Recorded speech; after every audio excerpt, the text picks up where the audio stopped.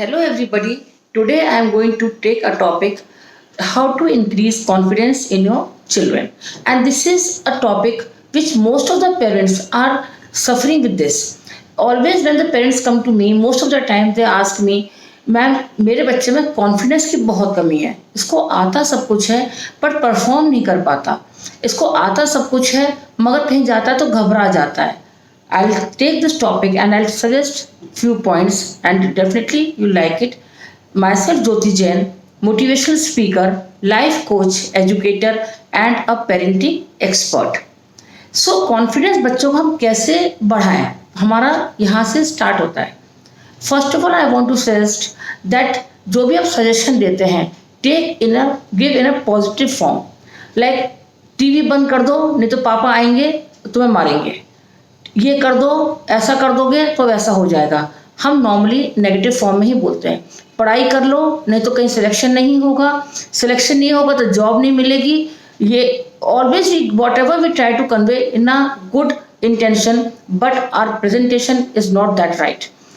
I hope many of the parents might be relating themselves in the same position. So whenever you want to say something to your child, give the responsibility to your child. Like बेटा कितनी देर में TV बंद करोगे, he himself will say कि 1 घंटा या आधा घंटा. अभी कुछ पेरेंट्स सोचेंगे कि नहीं मेरा बच्चा तो बोलेगा कि मैं तो पूरे दिन देख सकता हूँ. ऐसा 1 दिन या 2 दिन होगा but definitely in 2-3 days he will start telling you the time. Then the sense of responsibility to off the TV will be on his shoulders, not on your mind. So whenever you are saying something, give the responsibility to your child. बेटा आप कितने बजे पढ़ने बैठोगे. Don't tell कि आप आधा घंटे में पढ़ने बैठ जाना. आधा घंटे में पढ़ने बैठ जाना means you are making your child a puppet, not a decision maker. He will become a decision taker. In long run what will happen that whenever there is a chance to take some decision he will find some shoulder to tell him or guide him कि भाई मैं मुझे बताओ मैं कैसा करूँ, because all the time you have given him the command. So tell your child to take the decision on his own. Suppose your child eats too much junk food and many of the parents have this complaint कि all the time my child wants to eat burgers and pizzas and chips and french fries. Don't stop by your own decision taking. Tell your child कि ठीक है तुम खा लो, 2 दिन खा लो, 3 दिन खा लो. अल्टीमेटली वो खुद बोर होगा, खुद बोलेगा कि नहीं मुझे अब नहीं खाना, I want a food, proper food.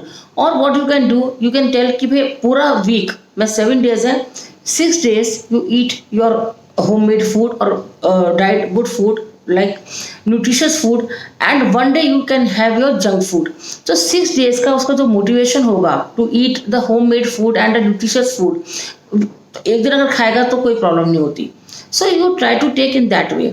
Secondly, many of the times it has been seen, अगर पार्टी में बच्चे को जाना है और खुद ड्रेस पहननी है, पेरेंट्स डिसाइड दैट ड्रेस कि नहीं तुमको ये नहीं ये सूट करेगा. Unintentionally what you are doing, you are making your child dependent on you कि भाई हाँ मम्मी जो बोलेगी मैं वो पहन के जाऊंगी या मैं वो पहन के जाऊंगा. अगर उसने मार्केट गया है आपके साथ कुछ शॉपिंग कर रहे हैं, डेफिनेटली समटाइम्स उसकी शॉपिंग रॉन्ग हो सकती है but to make him a strong and confident grown up adult उस टाइम आप ले लो उसकी जो भी वो ले रहा है उसको बोलो ठीक है तुमको पसंद है हम ले लेते हैं. डेफिनेटली बाद में घर आकर आप उसको बोल सकते हो कि बेटा देखो तुमने बोला हमने ले लिया बट इसमें ये खराबी है या ये इतना तुम्हारे पास सूट नहीं कर रहा है. तो वो जब पहनेगा उसको खुद रियलाइज होगा कि हाँ मेरा डिसीजन रॉन्ग हो गया.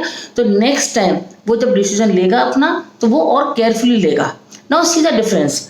अगर आपने डिसीजन लिया होता और बाय चांस वो भी खराब हो सकता है, ऐसा नहीं है नहीं हो सकता, तो उसको लगता कि हाँ मम्मा ने लिया तो मम्मी रिस्पॉन्सिबल फॉर दैट. तो नेक्स्ट टाइम वो आपसे कहेगा मम्मा ठीक से लेना बिकॉज लास्ट टाइम आपने लिया था वो उतना अच्छा नहीं था.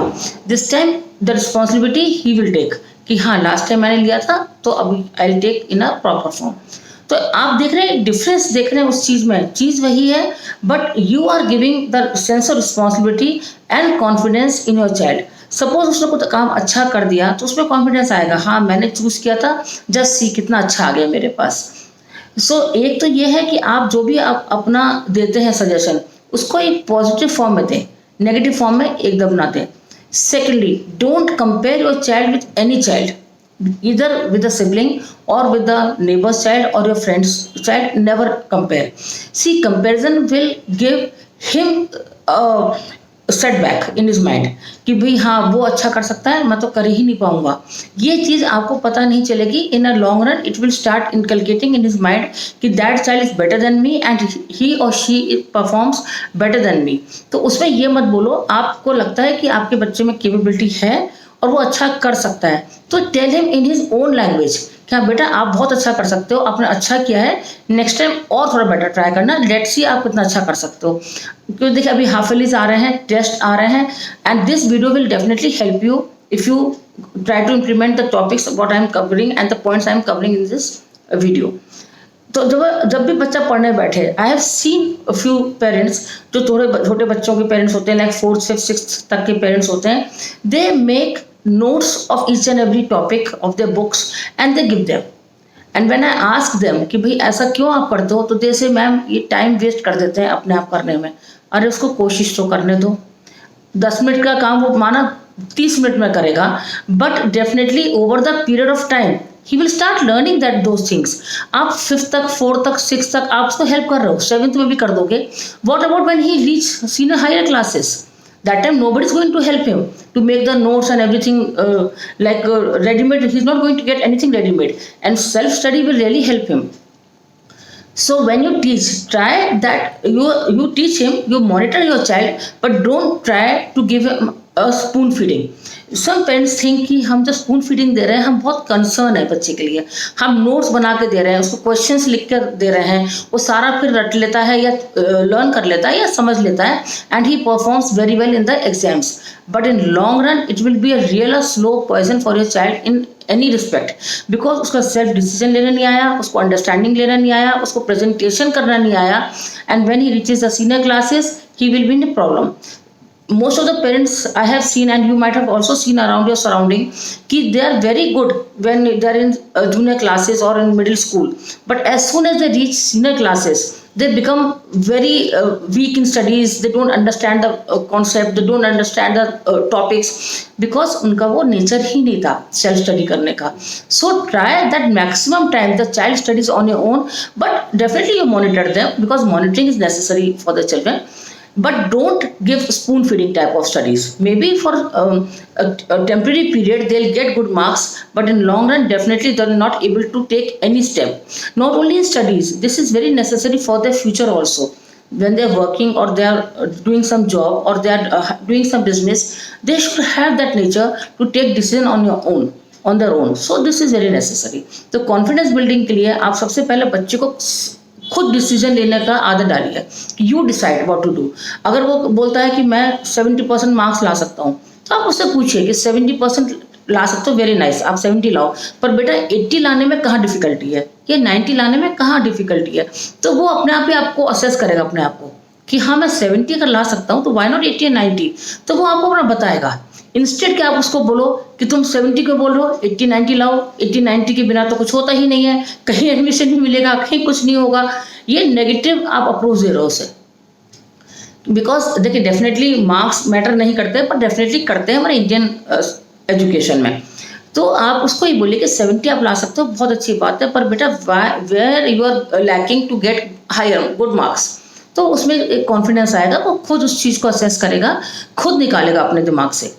Okay, then the last point I want to discuss is that keep a homely environment very lively. All the time talking about studies, all the time talking about negative forms, all the time talking about some negative students or some negative relations or negative somethings, उसको आप avoid करिए, क्योंकि बच्चा जो सुनता है वही करता है. ये हम सबको पता है कि बच्चे हम लोगों को फॉलो करते हैं, एंड बच्चे कभी भी बड़े नहीं होते till the time they are in school. वो हर चीज़ ग्रैब करते हैं, एंड टीनेजर अगर चिल्ड्रन हैं तो वो बहुत जल्दी ग्रैब करते हैं. तो वो घर से आपसे डिस्कस नहीं करके वो बाहर डिस्कस करते हैं चीज़ों को. तो कॉन्फिडेंस बिल्डिंग के लिए आप घर में जरूर एक कॉर्नर ऐसा बनाइए, जो मैंने आपने पहले भी वीडियोज़ में कई बार डिस्कस किया है. Discuss with the children all the type of topics, all the type. उसमें बच्चों को कॉन्फिडेंस बहुत क्रिएट होता है for studies, for socializing, for any social friendship.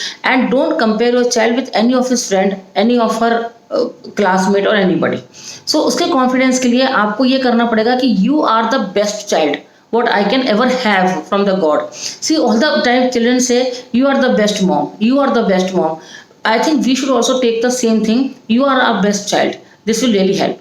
Thank you for watching the TV. Thank you for watching my video. Hope you liked it. Please send your suggestions and comments if you liked my video. Thank you.